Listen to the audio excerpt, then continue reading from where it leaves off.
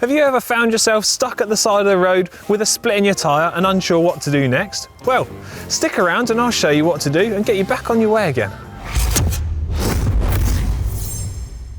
So you're stopped at the side of the road with a puncture and then you notice your tyre's got a great big split in the side.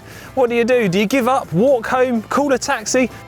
No. Well, we get on and fix it, of course. But don't worry, I'm not going to suggest you carry a tyre looped over your shoulders like they did in races back in the day. We're going to get on and fix it. But chances are you can't just refit an inner tube and get on because, well, the inner tube's going to poke out the side of the hole in the side of the tyre. So what do? Well, we patch it up from the inside and I'm going to show you a few ways of how to do that. And obviously I'm not going to just slice my new Pirelli tyres up, so I've kept this old tyre that I actually cut on a ride a good little while ago and it serves the purpose for this video. What we're going to need to do is patch the tyre up from the inside, and that's going to mean our new inner tube is not going to poke through and risk damaging that too.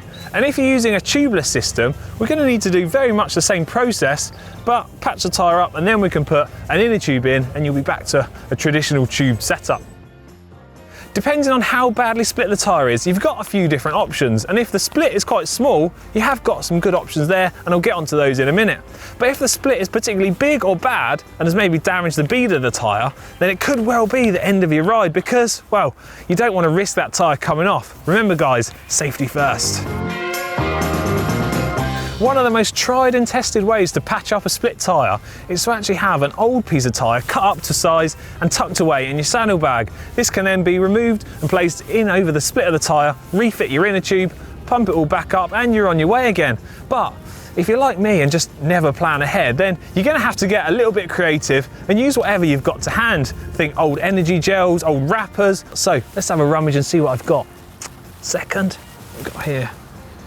Oh, perfect, so I've got a 1,000 yen note, just the sort of thing you have lying around in your pocket.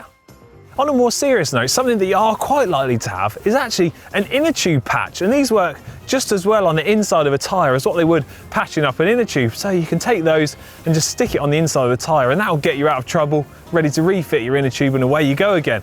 But if you haven't got that, you can use your banknote. What we're going to need to do is take it, fold it up, and then we can place it on the inside of our tyre like so, and then when we refit our inner tube, that will stay in place and stop the new inner tube poking through and risking puncturing that one as well. And I know you said you need to be a bit creative, but come on, you can plan ahead and be a little bit more proactive than what I've been. There are companies out there that make products dedicated for the purpose of repairing split tyres.